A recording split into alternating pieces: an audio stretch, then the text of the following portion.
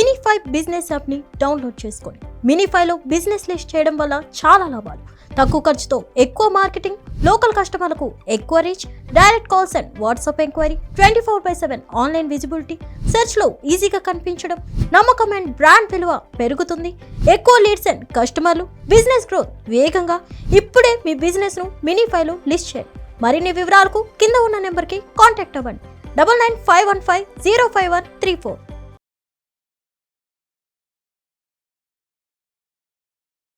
Hello Naganath గారు. Hello Madhavi గారు. Sir, అసలు మీరు వివిధ రాశుల గురించి చెప్తుంటే నాకైతే నా చుట్టుపక్కల ఉన్న వాళ్ళని, నా ఫ్రెండ్ సర్కిల్లో వాళ్ళు అలా కళ్ళకు కట్టినట్టు కనిపిస్తున్నారు. అయితే మనకి ఎంత వయసు వచ్చినా చిన్నపిల్లల మనస్తత్వం, అతి సున్నితత్వం, చిరాకు, విసుగు, అయితే ఇలాంటి లక్షణాలతో నిరంతరం సతమతమవుతూ ఉంటారు కర్కాటక రాశి వాళ్ళు. అయితే ఈ కర్కాటక రాశి వాళ్ళు ఏం చూసి ఎదుటి వాళ్ళలో ప్రేమలో పడతారు ఒకటి. అయితే ఆ ప్రేమను నిలబెట్టుకుంటారా? అసలు వాళ్ళ మనస్తత్వం గురించి లోతైన విశ్లేషణ నాకు ఈరోజు కావాలి సార్. ఎవరో ఫ్యామిలీ మెంబర్స్ అంటున్నారు. ఆబ్వియస్లీ కర్కాటక రాశి వాళ్ళు అంటే మీకు పుస్తకాల గ్రంథాల రాసి ఉంటుంది ఏంటంటే చాలా యంగ్ ఏజ్ లో, అంటే చాలా చిన్న వయసులోనే ప్రేమలో పడేటువంటి మొట్టమొదటి రాశి కర్కాటక రాశి. అది 5వ క్లాస్ కావచ్చు, 7వ క్లాస్ కావచ్చు, 9వ క్లాస్ కావచ్చు. ఓకే. నిజంగా జ్యోతిష శాస్త్రం ఎంత అద్భుతమైన శాస్త్రం అంటే చాలా మంది శాస్త్రీయత లేదు అని విమర్శిస్తారు కానీ ఫలిత జ్యోతిషానికి శాస్త్రీయత లేదు అంటే నేను ఒప్పుకుంటాను. ఎందుకంటే అది జ్యోతిషుడు యొక్క మేధస్సు, తెలివితేటలు, తార్కికము, వాడుకున్న గణిత పరిజ్ఞానం గురించి వచ్చేటువంటి ఒక అభిప్రాయం. అది ఫలితం. అది పర్సన్ టు పర్సన్ వేరీ కూడా కావచ్చు. ఒక సబ్జెక్టివ్ ఒపీనియన్ కింద మన ఫలిత జ్యోతిషాన్ని తీసుకోవచ్చు. కానీ అందులో ఏదైతే లోతుగా భావరూపంలో జ్యోతిషంలో చెప్పబడిన దాని మీద మన పూర్వీకులు ఎప్పుడో పరిశోధన చేశారు. కానీ మనోభావాలు దెబ్బతింటాయేమో, చెప్పే విధానంలో చెప్పినా కానీ ఎంతమంది తీసుకుంటారు, మనోభావాలు దెబ్బతింటాయేమో, వాళ్ళ అహంకారాన్ని అది సూచిస్తున్నట్టు, లేకపోతే వాళ్ళు దాన్ని టచ్ చేస్తున్నట్టు తీసుకుంటారని మన వాళ్ళు దాని మీద కొంచెం ఇట్లా పెరిఫరల్ లైన్స్ రాసి వదిలేశారు. ఓకే. అంత చిన్న చిన్న లైన్స్ మీద ఇన్వెస్టిగేషన్ చేస్తేనే ఒక 4 సముద్రాల లోతు మనకి ఈ రాశి రూపాల్లో తెలుస్తుంది. సో కర్కాటక రాశి వాళ్ళ గురించి ఎంత అద్భుతంగా రాస్తున్నారంటే చూడండి, జ్యోతిష శాస్త్రంలో మేషం, వృషభం, మిథునం, కర్కాటకం, సింహం, అంటే మేషం నుంచి కర్కాటకం 4, అంటే 4వ భావం, చతుర్థ భావం. అది చతుర్థ భావము అంటేనే మాతృస్థానం అన్నమాట. జ్యోతిష శాస్త్రంలో 7వ భావం అంటే కళత్రం, దశమ భావం అంటే ఉద్యోగం, అలానే చతుర్థ భావము అంటే మాతృస్థానము అంటారు, విద్యాస్థానం కూడా అంటారు. మాతృస్థానము అని ఎందుకు రాశారు కర్కాటక రాశి వాళ్ళకి అని నాకు ఫస్ట్ లో ఫండమెంటల్ లెవెల్లో ప్రాక్టీస్ చేసేప్పుడు అర్థం కాలేదు. కానీ ఒక కర్కాటక రాశి వాళ్ళు మీ పక్కన ఉన్నారంటే మీ మదరో ఫాదరో పక్కన ఉన్నట్టే. రాసుకోండి, 10 out of 10. అంటే 10 మందిలో 10 మంది కర్కాటక రాశి వాళ్ళు ఎవరు పక్కన ఉన్నా వాళ్ళ మదర్ ఫాదర్ని వాళ్ళు రీప్లేస్ చేసినట్టే. మీరు చెప్పండి మేడం, ఎటువంటి గొప్ప లక్షణాలు, బాధ్యత, ప్రేమ, భావోద్వేగాలు, ఇవన్నీ సమిష్టిగా ఉంటే మీరు ఆ లెవెల్ ఆఫ్ ఐడెంటిటీ మీరు ఒక మనిషికి ఇస్తారు చెప్పండి. మీరు ఎవరికి పడితే వాళ్ళు మీ మదర్ ఫాదర్ అని అనగలుగుతారా? అనలేరు. ఎన్నో గొప్ప లక్షణాలు లేదా బాధ్యత, ప్రేమ, ఒక సహజ సిద్ధమైనటువంటి ఒక భావోద్వేగం తల్లికి ఉంటుంది, తండ్రికి ఉంటుంది. సో అలాంటిది ఈ చతుర్థ భావంలో మాతృస్థానం అంటే కర్కాటక రాశి వాళ్ళకి ఈ యొక్క కేరింగ్, ఎంపతి, లవ్, ఇది వీళ్ళకి పుట్టుకకు ముందే గర్భసంచిలో ఉన్నప్పుడే ఉంటాయి. అర్థమైందండి? గర్భసంచిలో నుంచి శిశు జన్మం జరిగిన తర్వాత పలానా నక్షత్రంలో జన్మించాడు, రాశిలో జన్మించాడు, ఆ రాశి కర్కాటక రాశి అంటే ఇంక మీరు ఫిక్స్ అవ్వండి, వాళ్ళ ఫ్యామిలీలో ఒక తల్లి రూపంలో ఒక శిశువు జన్మించింది అని మీరు ఫిక్స్ అయిపోండి. 10 మందిలో 10 మందికి. సో వీళ్ళు తొందరగా ఎందుకు ప్రేమలో పడతారు అని రీసెర్చ్ చేస్తే తెలిసింది ఏంటంటే వీళ్ళు ఫస్ట్ ప్రేమ ఇస్తారు మేడం. ఫస్ట్ వీళ్ళు ఏదైనా ఇస్తారు మేడం. కర్కాటక రాశి వాళ్ళ గొప్పతనం ఏంటంటే ఫస్ట్ తీసుకోరు. ఒకటే ఒక రాశి 12 రాశుల్లో ఫస్ట్ ఇచ్చిన తర్వాత తీసుకునేది. సెకండ్ రాశి ఏది చెప్పండి ఇచ్చిన తర్వాత తీసుకునేవాళ్ళు? మకర రాశి. ఓ. ఫస్ట్ ఇచ్చి తర్వాత తీసుకునే తీసుకుంటారు. వాళ్ళల్లో ఈ కర్కాటక రాశి వాళ్ళు, మకర రాశి వాళ్ళు టాప్ ఉంటారు. ఉమ్, అర్థమైందండి? ఓకే. సో కాబట్టి కర్కాటక రాశి వాళ్ళకి ఎదుటివారి కోణంలో ఆలోచించడం, ఎదుటివారి సున్నితత్వాన్ని, భావోద్వేగాల్ని వాళ్ళు చెప్పకుండానే వాళ్ళ presence లో అర్థం చేసుకునేటువంటి ఒక గొప్ప డివైన్ క్వాలిటీ ఈ కర్కాటక రాశి వాళ్ళకి ఉంటుంది. ఉమ్, ఈ లక్షణం వల్ల ఏంటంటే వీళ్ళు ఎవరితో కలిసి ఉంటారో 2 లక్షణాలు చూస్తారు. ఓకే. ఒకటి, ఎదుటి వ్యక్తులు వీళ్ళ గురించి ఎంతవరకు ప్రేమ భావంతోని, కేరింగ్ అంటే ఒక రకంగా చెప్పాలంటే కేరింగ్, ఎస్. కేరింగ్ అండ్ వాళ్ళకి ఎక్కువ టైం కేటాయించాలి. ఈ 2 లక్షణాలు ఉంటే వీళ్ళు ప్రేమలో పడిపోతారు. కర్కాటక రాశిలో వాళ్ళు ప్రేమలో పడడానికి బలమైన కారణాలు ఏంటి అన్నారు. ఒకటి, ఎదుటి వాళ్ళు ఇచ్చే time okay. And caring responsibility. ఈ 2 లోపల ఉన్నటువంటి ఆ ప్రేమ భావాన్ని బయటికి తీస్తుంది. అది నిగూఢంగా నిద్రావస్థలో ఉంటుంది మేడం. ఉంటుంది. ఓకే. ఎవరన్నా వచ్చి జస్ట్ ఇట్లా ప్రిక్ చేశారనుకోండి, వాళ్ళ అవతల వాళ్ళు అటెన్షన్ పే చేశారు, ప్రేమ భావంతో ఉన్నారు, చాలా కేరింగ్ ఉన్నారు, వీళ్ళ అవసరాల గురించి కూడా వాళ్ళు మాట్లాడుతున్నారు అనుకుంటే వాళ్ళతో ప్రేమలో పడిపోతారు వీళ్ళు. ఓకే. అందుకే చూడండి, కర్కాటక రాశిలో జన్మించిన వాళ్ళని చాలా మందిని చూశాను. వాళ్ళకి క్వైట్ ఆపోజిట్ లక్షణాలు ఉన్న వాళ్ళని పెళ్లి చేసుకుంటారు. అంటే ఫర్ ఎగ్జాంపుల్, వీళ్ళు బాగా అందంగా ఉన్నా ఓకే. ఆర్డినరీ లుక్స్ ఉన్న వాళ్ళని చేసుకుంటారు. వీళ్ళకంటే వయసులో చిన్నవాళ్ళు కావచ్చు, వయసులో చాలా పెద్దవాళ్ళు పెద్దవాళ్ళు కావచ్చు, కావచ్చు. కానీ వీళ్ళు ఏం చూస్తున్నారు అన్నది అక్కడ కేరింగ్. తెలిసిపోతుంది. Responsibility, caring, yes. Attention and very loyal. Okay. అంటే ఎదుటి వ్యక్తులు వీళ్ళతో చాలా నిజాయితీగా ఉండడం. ఈ లక్షణాలు గినక వీళ్ళు ఎవరితోనైతే కలిసి ఉంటారో, ఒక టీంలో అసోసియేట్ అయి ఉంటారు, ఎవరితో అయితే వీళ్ళ ఎమోషన్స్ కనెక్ట్ అయ్యాయో అది ఖచ్చితంగా వీళ్ళని ఆ ప్రథమ దశ ఏదైతే ఉంటుందో అవును. ఆ అట్రాక్షన్, ఇన్ఫాచ్యుయేషన్ స్టేజ్ దాటిపోతారు. సెకండ్ స్టేజ్ ఏంటి? ఎదుటి వ్యక్తులు వీళ్ళకి టైం ఇచ్చినప్పుడు వీళ్ళు ఎదుటి వాళ్ళ గురించి ఎంత ఆలోచిస్తారంటే వాళ్ళ అవసరాలు, ఆలోచనలు, కుటుంబ సమస్యలు, దేనికి సంబంధించిందన కానీ వీళ్ళు పూర్తిగా అవతల వాళ్ళ కోణంలోకి వెళ్ళి ఒక సలహా ఇచ్చేటప్పుడు ఆ సలహా ఆచరిస్తే నెక్స్ట్ పరిణామాలు ఏం జరుగుతాయి కూడా ముందరే ప్లాన్ చేసేస్తారు వీళ్ళు. ఓకే.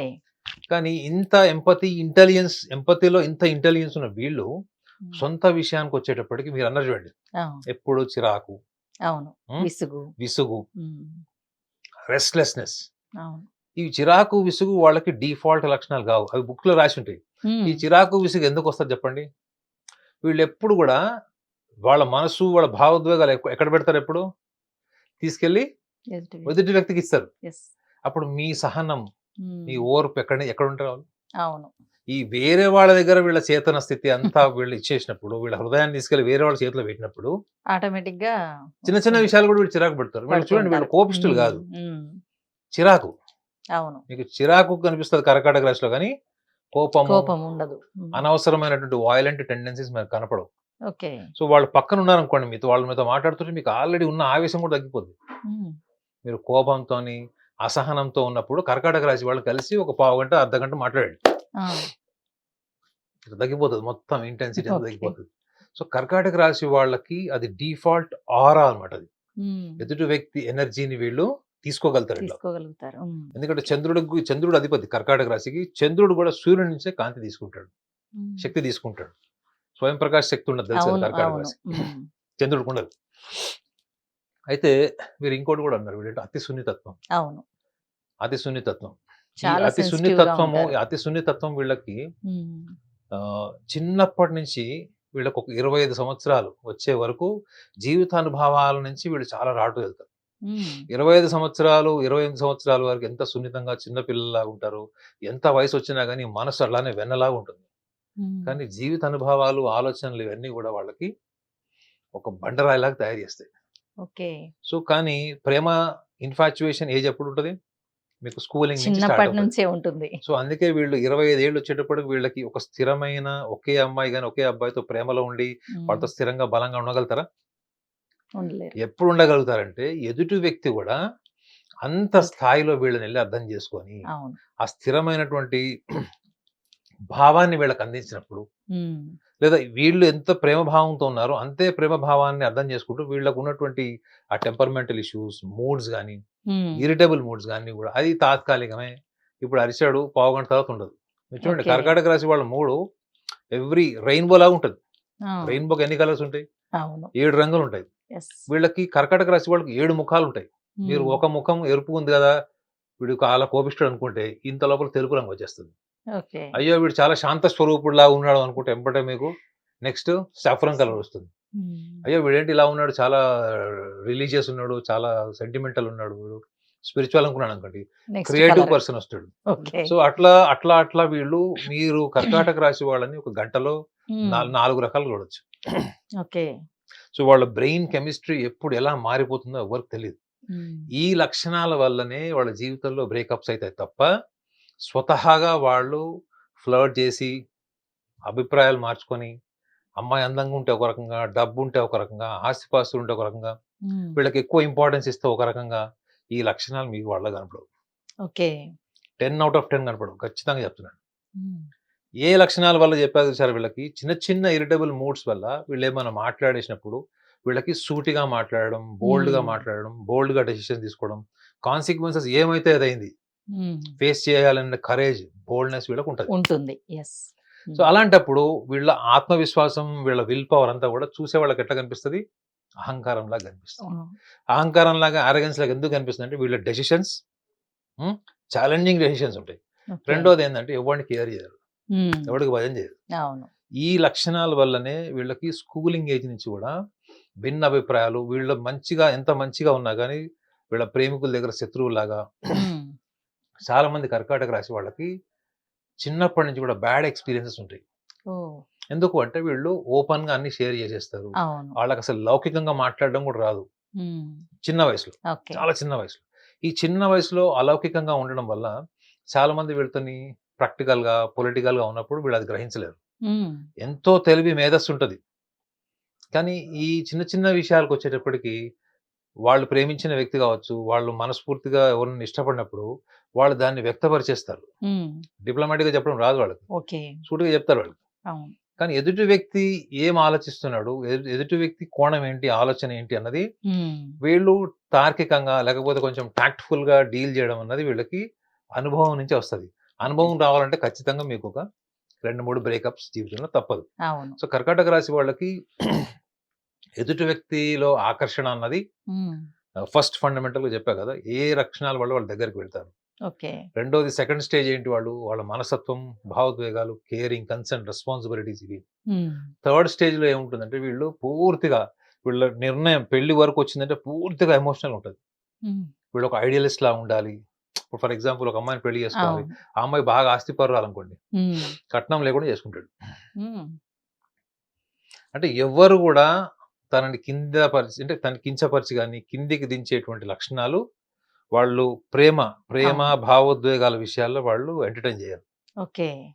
బిజినెస్ లో వేరు, కానీ ఒక వ్యక్తితోని ప్రేమ వ్యవహారం, పెళ్లి, అది ప్రేమ నుంచి పెళ్లి వరకు వచ్చేటప్పటికి వీళ్ళు పూర్తిగా ఎమోషనల్ గా, ఆ ఎమోషనాలిటీలో వీళ్ళు సుపీరియర్ గా ఉండడానికి ఇష్టపడతారు తప్ప కాంప్రమైజ్ అయిపోయి పరిస్థితులకు తగ్గట్టుగా మారిపోయి ఈ లక్షణాలు మీకు కర్కాటక రాశి వాళ్ళు అసలు కనపడవు. దీని వల్లనే వీళ్ళకి చాలా సందర్భాల్లో ఎన్విరాన్మెంట్ అంటే లవర్ తో కాకుండా వాళ్ళ చుట్టుపక్కల వ్యక్తులతో వచ్చే సమస్యలు ఎక్కువ ఉంటాయి.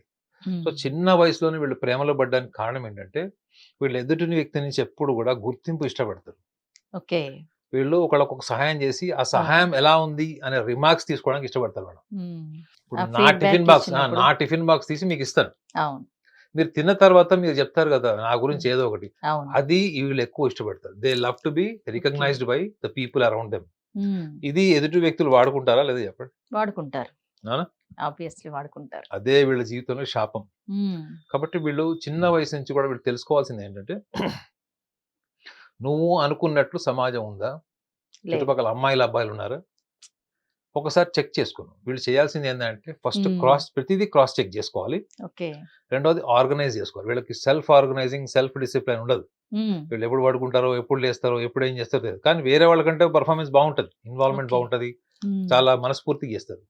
కానీ ప్లానింగ్, సెల్ఫ్ డిసిప్లిన్ అనేది వీళ్ళలో మీకు ప్రపంచం అంతా హర్షించేలా ఉండదు. వాళ్ళ ఓన్ డిసిప్లిన్, వాళ్ళ ఓన్ ప్రిన్సిపల్స్, వాల్యూస్ వాళ్ళకు ఉంటాయి.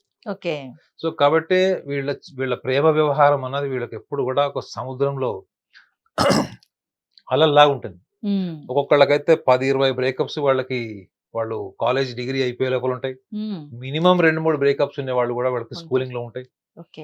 కొంతమంది అయితే స్కూల్ లైఫ్ లో ఉన్న వాళ్ళే వాళ్ళు గ్రాడ్యుయేషన్ పోస్ట్ గ్రాడ్యుయేషన్ లెవెల్ వరకు స్టేబుల్ గా ఉండి ఉమ్, లవ్ మ్యారేజ్ చేసుకుని జీవితకాలం వాళ్ళతోనే ఉన్న వాళ్ళని కూడా నేను కొన్ని వేల మందిని చూశాను. ఓకే. సో ఓవరాల్ గా చెప్పాలంటే ఇన్ వన్ వర్డ్ కర్కాటక రాశి వాళ్ళ గురించి చెప్పాలంటే they are born for love. Okay. That love meaning ఏంటి మేడం? మీకు ఇచ్చేది ప్రేమ. అవును. మీకు ప్రేమ ఇచ్చిన తర్వాత మీకు స్వేచ్ఛనిచ్చేది it is called as a divine love. Um, చాలా మంది ప్రేమికులు చేయంది ఏంటంటే ప్రేమికులకి వాళ్ళు స్వేచ్ఛ ఇవ్వరు. ఇవ్వరు. ఎస్. కానీ కర్కాటక రాశి వాళ్ళు నమ్మితే మనకే భయం వేస్తుంది, ఇంత నమ్ముతారా వీళ్ళని అంటే అంత స్వేచ్ఛ ఇస్తారు. ఓకే. ప్రేమిస్తే పూర్తిగా వీళ్ళు జీరో అయిపోతారు, వీళ్ళ అహంకారాలు జీరో అయిపోతాయి. సో ఇన్ని గొప్ప ఎదుటి వాళ్ళకి ఎక్కువ ప్రయారిటీ ఇస్తారు. Top priority self sacrificing, okay. Um, complete sacrificing.